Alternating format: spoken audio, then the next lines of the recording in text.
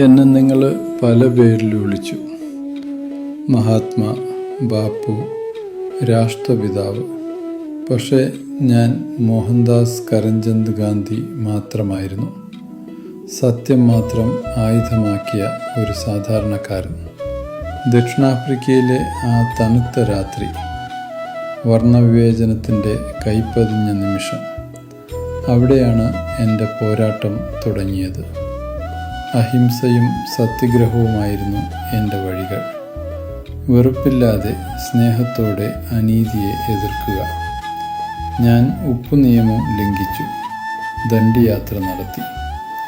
Quit India എന്ന് ബ്രിട്ടീഷുകാരോട് വിളിച്ചു പറഞ്ഞു. സ്വാതന്ത്ര്യം മാത്രമല്ല ഞാൻ ആഗ്രഹിച്ചത്, തൊട്ടുകൂടായ്മയ്ക്കെതിരെ ഞാൻ പോരാടി. ഹിന്ദു മുസ്ലിം ഐക്യത്തിനായി നിലകൊണ്ടു.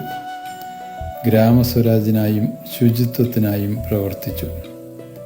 എൻ്റെ ജീവിതം തന്നെയാണ് എൻ്റെ സന്ദേശം. എന്നാൽ ഇന്ന് എൻ്റെ ഇന്ത്യ സത്യത്തിൻ്റെ പാതയിലാണോ?